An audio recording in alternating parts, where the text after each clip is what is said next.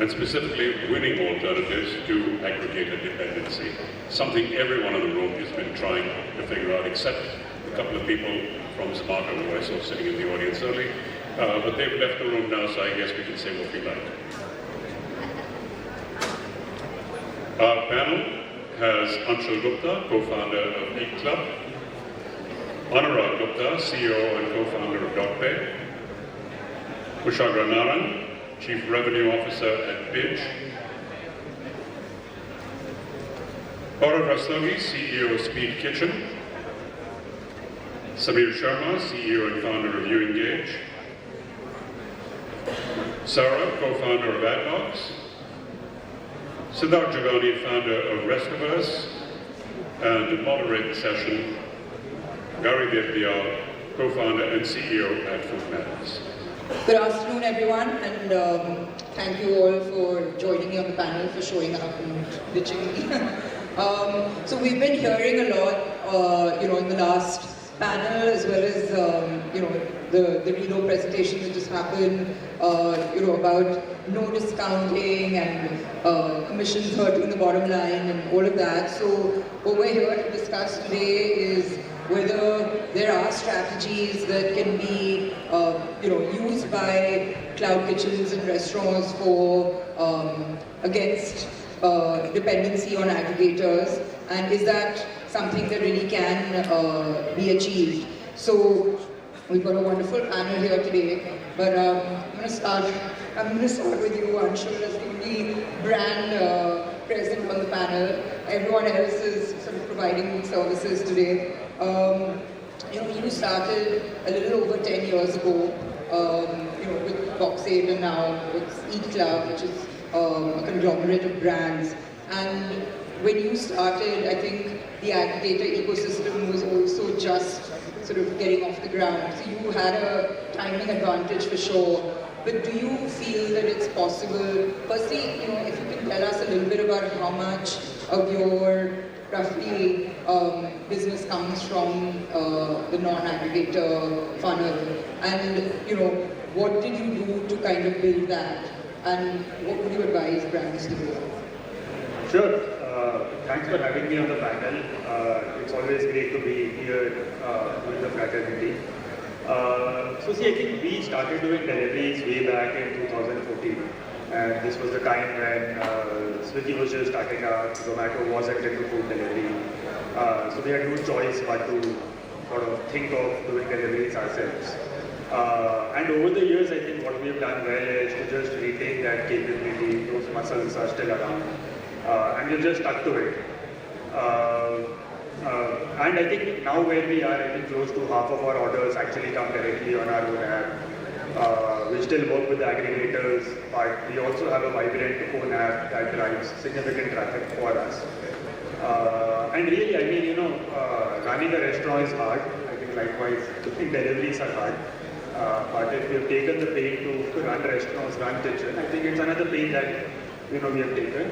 And we see great benefit of that in terms of just the improvement in customer experience. I think every single time our rider shows up at the customer's doorstep, we genuinely believe the experience is better, the guy is connected more to the brand, you handle the food better, just take it in a proper bag, a bunch of things that we believe adds up eventually to the experience. So obviously you have a timing advantage, but what would you do differently, or would you do anything differently if you started in the last couple of years? Sure. So I think I would almost start backwards. When I see restaurants around trying to build their own delivery, we start with the customer acquisition as the problem statement. I think it's really a supply-driven business, wherein if you get the experience right, the logistics part right, the ordering experience right, customers will come and order from you directly. So I think it actually starts backward from the logistics. You need to find a way to solve for logistics, ensure that the experience is really better. It could be working with partners. There are a bunch of great 3PL partners now. It could be also having your own in-house fleet. It could be a combination of the two. But now the ecosystem is far more evolved to be able to drive the logistics yourselves also. And if that is broken, then everything else will come falling apart. not. So the logistics has to be in place, then would come the ordering experience. I would say don't bother too much about having the fanciest app. It should be a functional way in which people could order food. It would be a mobile page for all that you care, and it will still be an alright experience.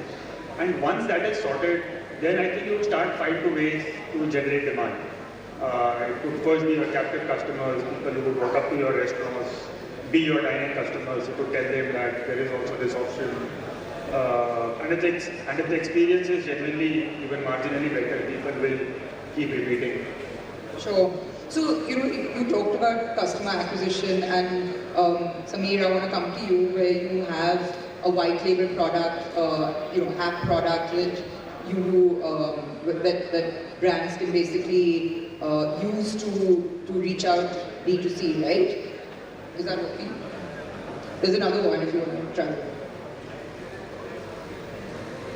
Is it working? I don't think it's working. If you want to try the other one, yeah.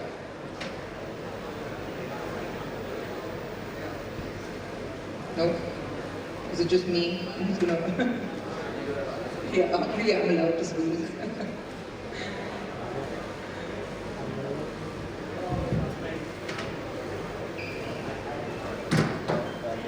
He's good. Okay. So, customer acquisition is one of the biggest concerns, right, that brands have today, which is why they jump onto the aggregator bandwagon. What would you say to, with restaurants, I understand, like you said, there's a dine-in audience that is your customer that you can tap into directly. What about for cloud kitchens that don't have that dine-in alternative? So how does the app solve for that?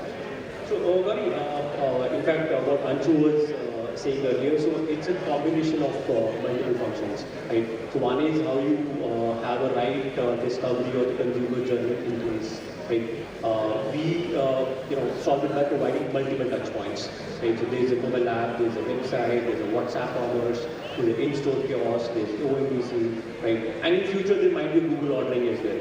So intent is to keep on building more customer-facing touch points, right?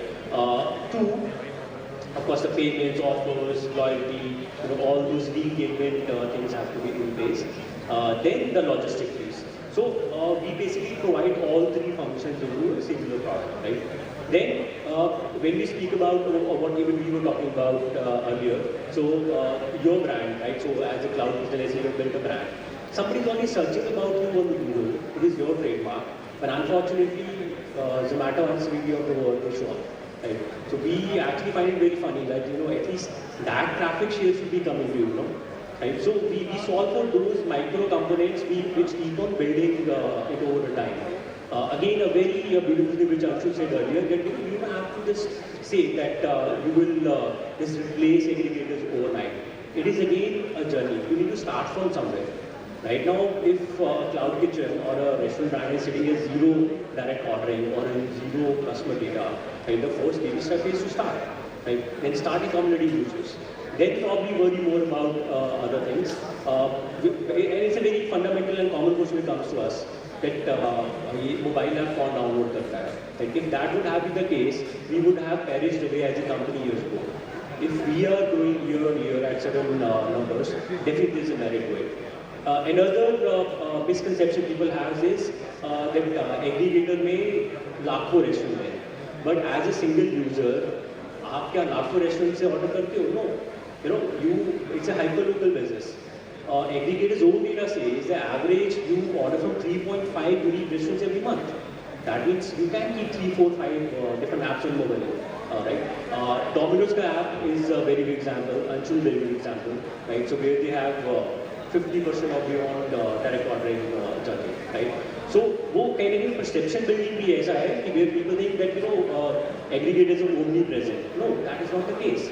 They're not only present. And again, I think that these are the certain things that we need to start building it, right? And in the past, the challenge was that tech was very expensive. That's where tech partners like us, who are here apart from Anshu, we come in the picture, right? So right now we have a capability to launch a mobile app for you in 2 hours, right? When Anshu would have started business, he would have to invest a huge manpower, right, and a very long product roadmap. So that's what we solve for, right? So Our job is to keep on building it tech, but we definitely need a lot of that misconception to go away that direct ordering can't go. So, Anurag, I'm going to come to you because you sort of stayed away from the app model, but again, it's there is discovery that leads to various funnels that you have. So, can you take us a little bit through the thought process of not going the app route? And, again, what should a cloud kitchen brand be thinking when they're starting out? What's the thought process? Because the biggest concern is bringing customers on board, right? When you're an established player, you've got brand equity. Yes, you can get on an app and expect people to slowly start downloading it. But when you're completely fresh off the boat, how do you go about that customer acquisition? Thanks, Gauri. Thanks, NRAI, for having me here. So this is the way I want to start. See, there is always a humble beginning, right? So when Anshul is on the panel, so I'll take his name here, right? So when he started, he wasn't a brand, but he had this thing that he wants to be a brand a day, and what are the steps that I need to take day zero, so that the moment I build a brand, create a brand of myself, I have all of those in place for myself, right? So I'm sure there are a lot of entrepreneurs sitting here in this room who want to replicate something like a Eat Club, who want to replicate something like a Momos, who want to replicate something like a Pure Foods, who want to replicate something like a Domino's, right? So you start with this thought process that you want to reach at a scale at a certain point of time. And then there were humble beginnings, and there is a way of starting up things, and within those aggregators, definitely you can't start business without them. But still, do we want to have our own captive ecosystem where we are able to serve our customers the way we want to? I think that's how offline retail restaurant basically stands for. That's my perspective, that's my way of giving my consumer the best offering of mine. It's just the digital format of the same thing that you own, you co-create, you create your own brand around it, and that's something that you start with. Doesn't matter it's a 0 order a day, or doesn't matter it's 1 order a day, doesn't matter it contributes 2% to your portfolio. It is all about starting up. And with the focus, it's just about building up, and we have an example on the panel who very happily is able to say that 50% of his order gets commanded on its own ecosystem, which is a huge number, something which is actually meaningful, right? So does this get away this argument that this ecosystem doesn't exist? Just about for us, should we play in this ecosystem?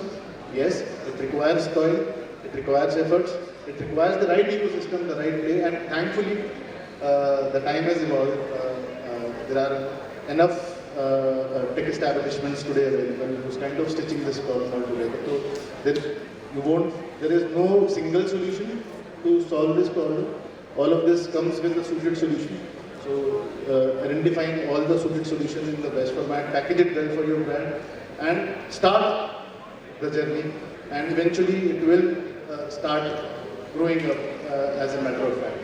So what I'm hearing from you both is that whatever the tech is that you use, whether it's an app, whether it's web-based, whatever, WhatsApp, etc., start, because whether you have one a day and then it'll slowly become 10, it'll slowly be 100, whatever, 50% of your business.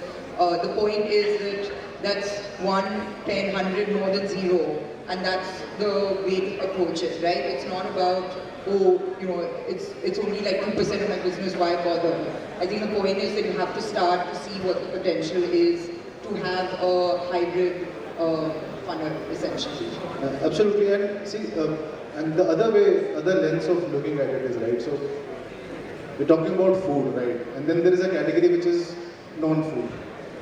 And you see a lot of these D2C brands erupting, right? So there is a parallel aggregated ecosystem that exists in that world. There is an Amazon, there is a Flipkart, there is an Myntra, right? But you see all these new age brands that are coming up. All of them plenty of their orders today gets obviously fulfilled via the aggregated models.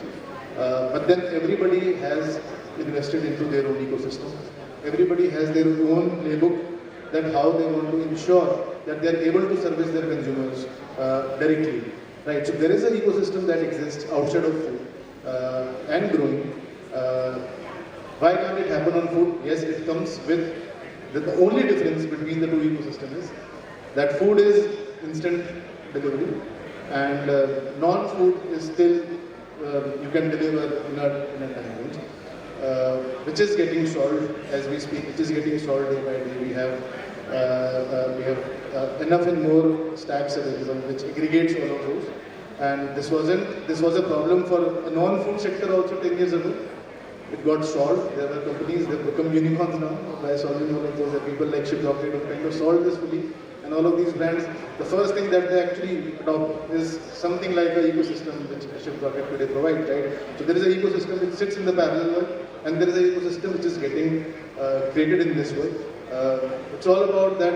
It's gonna only increasingly evolve, and we are actually sitting at a time when this is something that actually can become a real thing.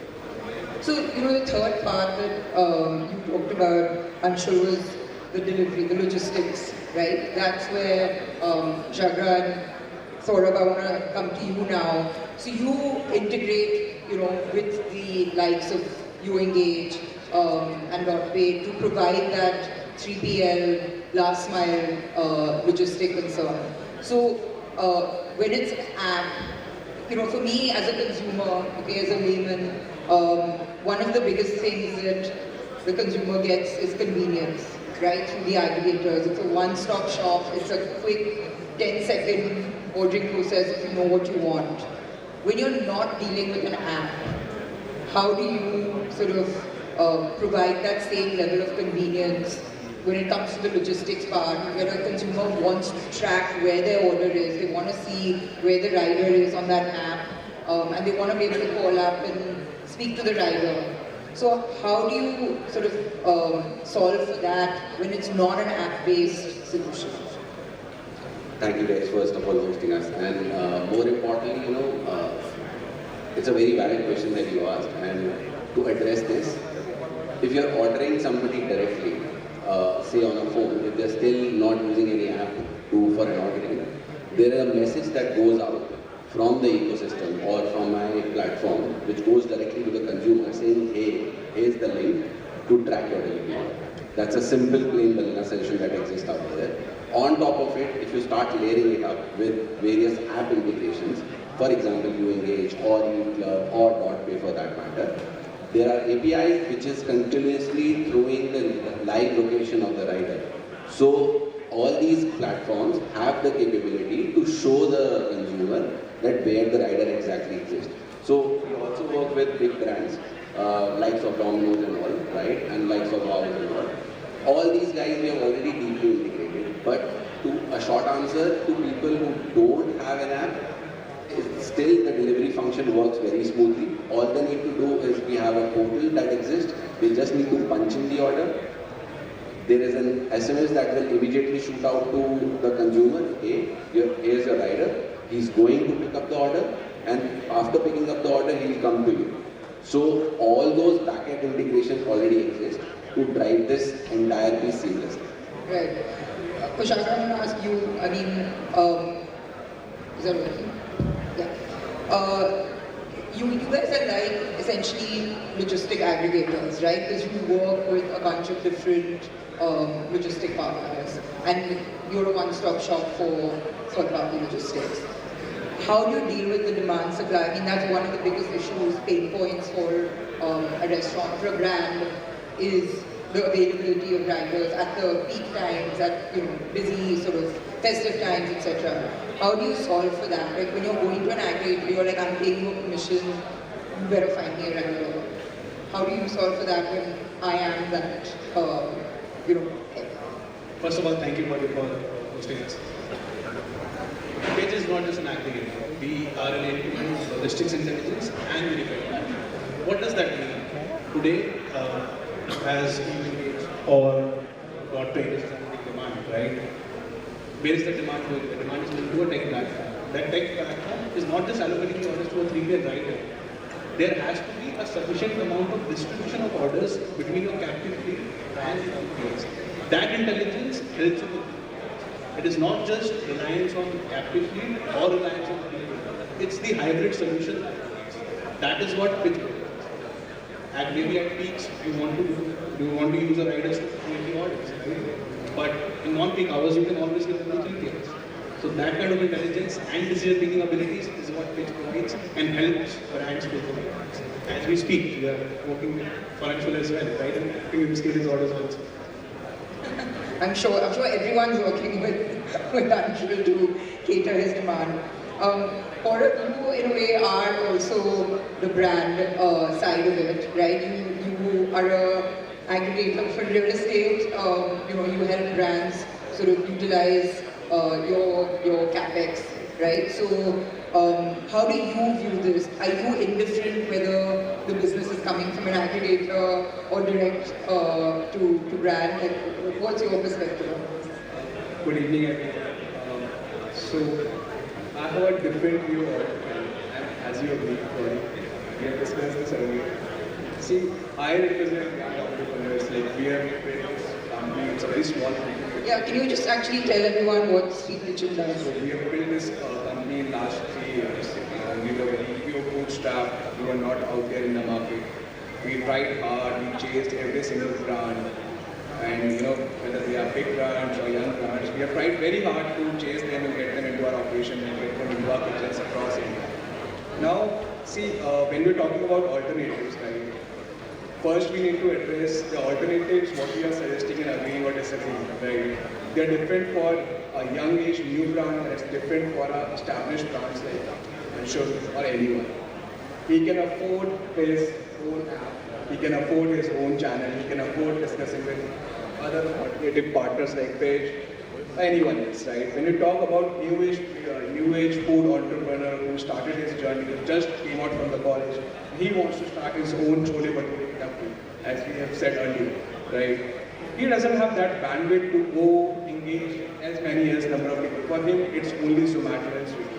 And that's why I really appreciate them, because when you're talking only about cloud kitchen, you're not talking about QSRs or takeaways or physical outlets. You're talking about cloud kitchens here, right? Delivery. So it's only Zomato and Swiggy who is giving you a presence in front of the large audience. You believe me or not, out of all the people sitting here, out of all the people sitting in this room, I don't think so. We have the app of all the food brands, right? We generally have an app of brands where we can order multiple. We have multiple options. So for me, the alternatives, personally, if you ask me, it's different. So for me, the winning alternative for any new age entrepreneur would be figure out best, discuss with your aggregator partner, whosoever you're working, whether you're working with Ola, Zomato, Swiggy, or anyone. You need to figure out what you are selling, what is your EOV, whether you are at the right market, whether your menu is available. Please understand the new age entrepreneurs, they don't get visited on these forums, right, on these apps. With these heavy players, with these established players, they get the front row, they get the maximum discount, they get the maximum and everything. When you ask a new age entrepreneur who comes to me and would say, Gaurav, I want to start a cloud kitchen, my budget is low, I don't have capex, I want to start. Can you help me with Zomato and Swiggy or anyone? Because they are not offering me clicks. They are not putting us on the front page. They are not offering us this. We are not getting customer ratings and everything. So the alternative should be a right forum so that these questions can be answered. For me, that is my perspective. Again, it's different from others. But I think we cannot have a generalized alternative for all the brands. And most of these players who are sitting here, we are young people, we are young food entrepreneurs, established players, they have their good team, good battalion who can fight with this Zomato, Swiggy or anyone and create an alternative. It's not easy to create an app. It cannot be created one day. It took 10 years to create his own app, but still he's heavy on Zomato and Swiggy. That's what I think. Yeah, I mean, I think the point here is very clear that it's not one or the other. I think it's about learning to work with both. Sid, I'm going to come to you. I think you're the last man standing who is probably going to fight for the aggregators because you do work closely with them but to help brands, right? So you're that middleman in a way. Given that your business is essentially about how to optimize working with the aggregators, do you still feel that brands should focus on the alternatives as well? So, I mean, I'll take a few steps back, right? Whenever we discuss alternatives, it's usually when you're already done with the existing ecosystem, or when there are existing issues in the ecosystem. Right now, right, like I just had a workshop in that, like the classic problems that restaurants sort of face or had was, hey, I don't get this, I don't get that. I mean, they don't have the understanding of how to work with aggregators. I'm talking about the mom and pop that Watson mentioned, right? So, I mean, for someone like Anshul, like where at the scale at which they operate, obviously the number of locations that they have, all of this is a solid incentive for someone to download the app, right? So if you look at any of the large chains that are listed, unlisted, they will see decent percentage of orders or revenue coming from that app, or which they call OLO, right? Which is basically own channel reporting. And that is because of the trust that each of these brands have, right? In the last, let's say, 10 plus years, when a Rebel or a E-Club or a Wow or any of these guys, and if we talk about, let's say, McDonald's, Domino's, the trust that consumers have in these brands is what is driving A, the app download, and B, that, hey, listen, even if something happens to my food, it doesn't get delivered on time, I know that, like, I'll be taken care of. I think that is something solid that Zomato and Swiggy have solved for, wherein people have the trust. They have put their card details, they put their address, they put everything. It's super convenient, it's super easy for you not just to discover food, but to order as well, right? So I just feel that in general, if anyone want to solve this, they have to solve for that trust, they have to solve for consistency, they have to solve for the ease at which these two large platforms have built this out. And I don't think, we all here are building some or the other form of technology, but I think even within that, right, like it's more than the tech infra, it is the amount of money spent by these platforms on consumer that is the differentiating factor, right? And that is why when I talk to any outlet or any brand that's 20, 40, 50 stores even, and we discuss this, right? Like this is a conversation that keeps happening because most of us, from the restaurant side, are spending close to half of the top line on commissions, discovery, multiple other heads. So I think in general, just to summarize, right? Like if you are in a space where, listen, I know how to market my brand, I know how to do all of these things, and I need this mix, the sales mix that people call, then it's a great one. And I think some of the guys here, right, like Aggregator and through their integrations, they're solving that for a normal consumer. But I think in general, right, like for a lot of businesses, let's say, like for you, like you have your dining business, you have then delivery, and then takeaway, and then with that now another channel. By default, to manage two aggregator platforms itself is a headache in itself. Now to add that to a normal retail consumer, that's the challenge, right? Like that is where I think there's a question mark. But what you're saying is that wait till you build that brand equity before investing in your own platform. And you're nodding away.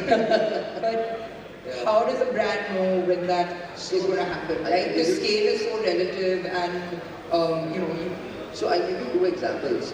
Last year I discovered this brand called Amintri in Bangalore, right? So they are, back then at least, when I spoke to the founder, he wasn't on Zomato or Swiggy. He built completely his own thing and does sizable revenues.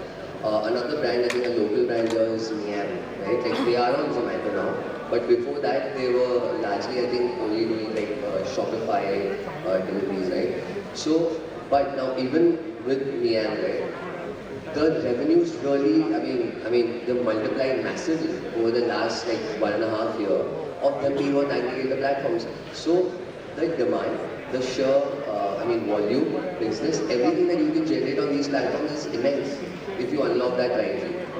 But that's interesting that you said that they started out without being on any aggregator platform, right? And there are brands that are doing this. I think, if not mistaken, Asim's not here, but I think Picture is not on any of the aggregator platforms either. It's not. Bakery is. Sorry.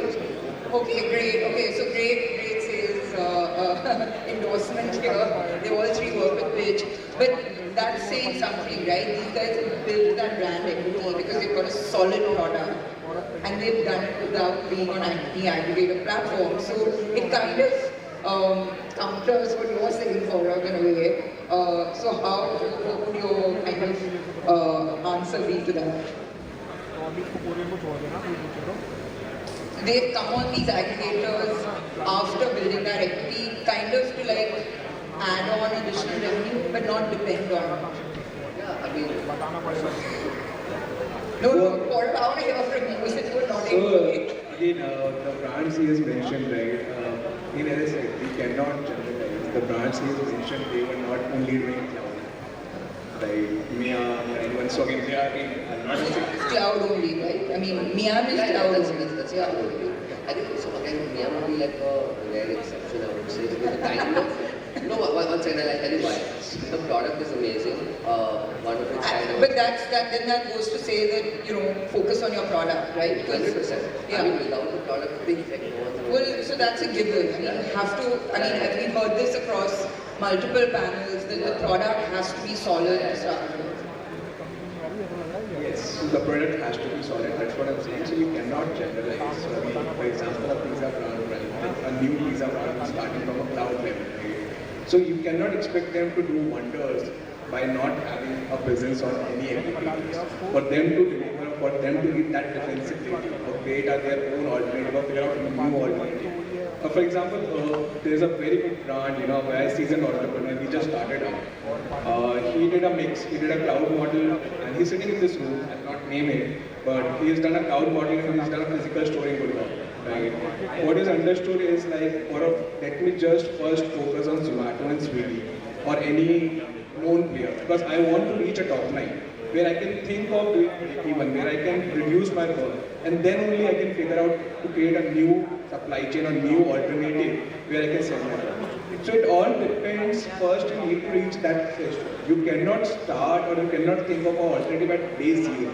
That's what I was trying to pitch. With the brands that we've just been talking about, which is, yes, it's a mix of brands with offline presence, dine-in, and there are brands which are cloud only, and I understand that this is probably an exception, they're in a minority. But the fact is that they did think hatke, right? They thought differently and did it the other way, and it's worked for them. So what's to stop brands from thinking like that? I mean, it's not the convention, it's not the norm, but when you've got proven examples. So I also feel, right, like the two brands I gave you examples for, one was Bangalore, one was Delhi. I think if it's a chef-led brand, I've seen that difference, right? Because who's the chef in the picture? Right? So I think at times it could even be nostalgia, right? Like for a lot of these brands, like there are a lot of these like local brands. I think in Pune, I'm forgetting, I think there's a brand called Burger King, not like a OG Burger King, but like, yeah, there is one, right? And like they do some insane numbers on Zomato. At least like, I mean, what I'm coming to is that so many of these brands which have so much customer love, all they need to do is just like turn on online ordering on some of these platforms and like it just sees an organic spike, right? I think quick commerce is doing that. Quick commerce, what they're doing right now is when they look at search results and if they get null as a search result and you are one of the brands that basically caters to that, they'll essentially approach you, right? So I think that's the thing to focus on even for normal brands and to get to like this alternative, right? I just feel that, listen, I think you will know, like for example yesterday with Home Sweets, they were telling me that how they don't do any marketing for direct ordering. They just send the typical old school menu which has one number and on all the boxes they have that one number. And really, that's how we get online direct ordering, right? But they're on the platforms as well. Sorry? They're on aggregators as well. Yeah, they are, right? And they do like significant business with them. So where I'm getting to is, I think a lot of time people say that, hey, I want X percentage of my business coming outside of aggregator. But I know so many brands, regional as well as national, who spend decent amount of money on Instagram, influencers and whatnot to drive app downloads. And then after app downloads, they realize that, hey, I need more stuff on my menu. which is, I think, somewhere where you live, right? Where you have a lot of categories. You have so many brands that it's become a mini aggregator within itself for people to find an option for biryani, a meal, a pizza, like you will get everything. So I think when you have that kind of product mix, that also helps, right? And everyone may not have what he has. Yeah. So choice, it comes down to, so I think what I'm hearing, and just kind of to summarize, look, there are solutions out there. There are a lot of service providers providing, whether it's app-based, web-based, WhatsApp. There are, the logistics part of it, that's taken care of. Obviously, there's various marketing options through social media, influencers, etc., physical marketing. I think the point is that you have to decide for yourself whether you want to take that slightly longer journey of staying off the apps and not building that dependency on the apps from the get-go, or whether you want to start slower with your alternative to the aggregators and build it up slowly through customer loyalty. There was a whole session this morning on CRM, marketing and loyalty, which I didn't sort of want to get into today, but I know that when you have your own platform, that's something that, just bringing the customer in isn't enough. Engaging with them on an ongoing basis is equally important. So I think brands have to decide for themselves which route they want to take. We've seen success stories, both going both ways, and obviously timing is everything. So I'm sure lucked out on that front, but it really depends on what works for you and what your sort of long journey is, your horizons looking like. So I guess there's no right answer, but one thing that's coming out for sure is that don't ignore the alternative to the aggregator route. Definitely have that as an option, but how much of that is should be the focus all depends on the brand, and also whether you have the dine-in option or you're a cloud-only brand. So there's a lot of factors. Like you said, it's not one size fits all, and you do have to figure out what works for you. And but the fact is that today we've got alternatives, so that's the good news. But thank you all for taking the time out to be here and to be candid with all your responses. And thank you all for listening.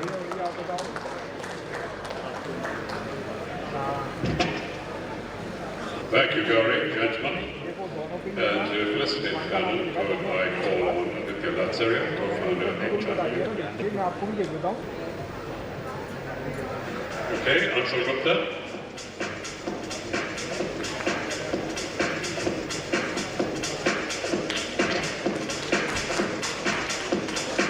Anurag Gupta.